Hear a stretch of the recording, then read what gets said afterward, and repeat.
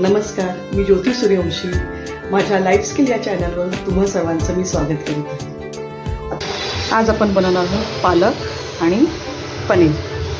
पालक पनीर बनवण्यासाठी अगदी साध्या सोप्या पद्धतीने कसं बनवायचं ते आज आपण बघूया. पालक पनीर बनवण्यासाठी मी इथे एक गड्डी पालक घेतला आहे.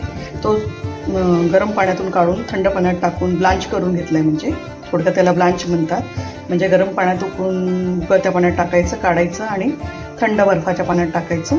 त्याने जेणेकरून याचा रंग जो हिरवा आहे तो रंग टिकून राहतो. आता पालकसाठी फोडणी देण्यासाठी इथे मी कढई तापत ठेवली आहे. त्यात तेल घातलं आहे आणि हा एक कांदा असा जाडसर चिरून घेतला आहे. तो आपण याच्यात कांद्याला आपण चांगलं लाईट ब्राऊन होईपर्यंत परतून घेऊया. मी आलं, लसूण, 2 हिरव्या मिरच्या, थोडे जिरे आणि थोडे धने असं मिक्सरला फिरून घेतलेले. हे आपण आता पालकच्या भाजीत घालायचं. तर कांदा छानपैकी ब्राऊन झाला आहे. यामध्ये आपण हे लाल तिखट म्हणजे लाल मिरची पावडर आणि हळद घालून घेऊया. तिखट तुम्ही तुमच्या हिशोबाने घ्या. ते मसाला चांगला भाजला गेला आहे. यामध्ये आपण हे आलं, लसूण, हिरवी मिरची, जिरं आणि धणे याचं ही जे ठेचा करून घेतलेला आहे जाडसर तो यात टाकायचं आहे आणि चांगलं परतून घ्यायचं आहे. छानपैकी असं परतून घ्या.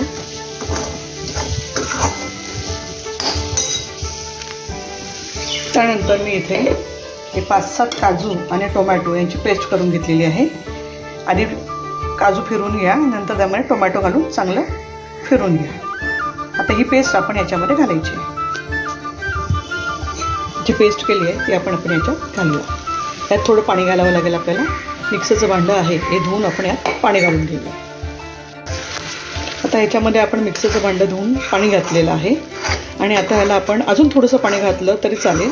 ह्याला झाकण घालून मंद आचेवर शिजत ठेवायचं 5 ते 10 मिनटं तेल सुटेपर्यंत. आता ह्याच्यामध्ये आपण काजू घातलेला आहे. काजू नसेल तर फुटाण्याची डाळ घाला आणि फुटाण्याची डाळ नसेल तर बेसन घाला. 1 चमचाच बेसन घालायचं, जास्तीचं घालायचं नाही. कारण की जेव्हा आपण पालक वाटून घालतो तर पालक वेगळं आणि पाणी वेगळं होतं. तर ते व्हायला नको म्हणून आपण याच्यामध्ये बाइंडिंगसाठी म्हणून एकतर काजू किंवा बेसन किंवा फुटाण्याची डाळ अशी मिक्सरला फिरून घालायची. आता आपल्या याला भाजायला ठेवलं होतं मी परतायला. त्याला एक 12-15 मिनटं झाली आहे. मध्येच मी ह्याला फिरवून घेतलं होतं छानपैकी.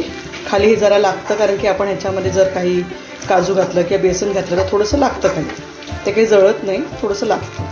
आता हा जो मसाला आहे हा जोपर्यंत चांगला शिजत नाही तोपर्यंत भाजीला चव येत नाही. त्यामुळे हा मसाला तुम्ही चांगला भाजून घ्या.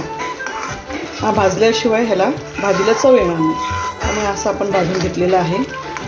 मी 2दा ह्याला परतून ठेवलं होतं आणि आता आपण याच्यामध्ये हे आपलं पालक जे आपण असं वाटून घेतलेला आहे मिक्सरला ब्लांच केलेला तो आपण आता याच्यामध्ये घालायचा आहे. आपण याच्यामध्ये असं पालक घालून घेऊया.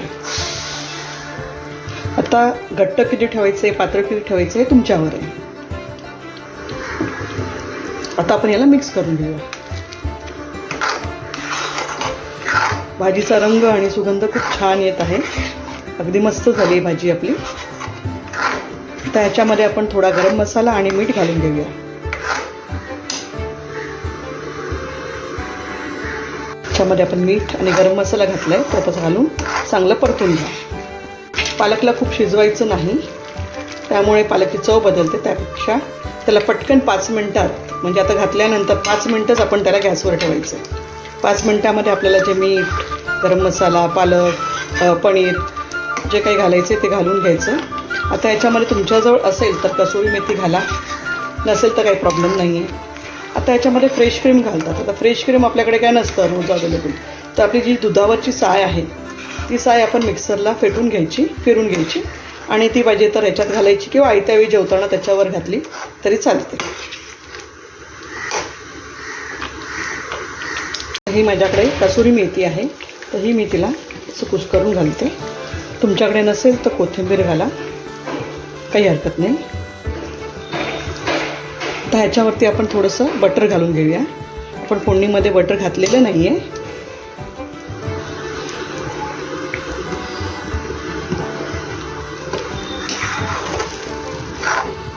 चांगलं बटर मिक्स करा आणि तुम्हाला आवडत असेल त्याच्यामध्ये फ्रेश क्रीम घाला. फ्रेश क्रीम घातल्याने सुद्धा भाजीची चव वाढते. आणि ज्याला क्रीम आवडत नसेल त्यांनी नाही घातली तरी चालेल. आपली भाजी अतिशय चविष्ट झाली आहे. मी टेस्ट करून बघितली आहे. मीठ वगैरे व्यवस्थित पडले.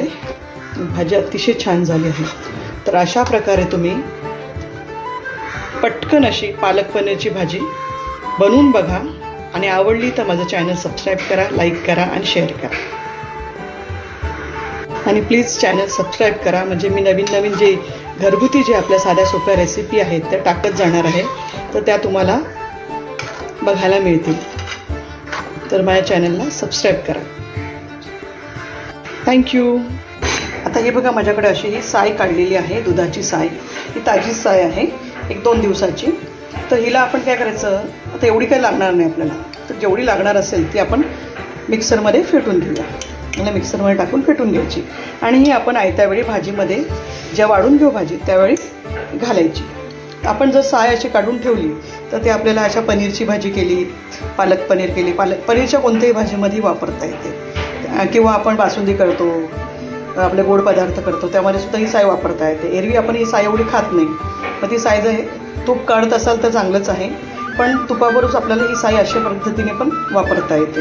तर ही मी काढलेली साय ही मिक्सरला फेटून घेते आणि आयत्या वेळी ती ताटात वाढते.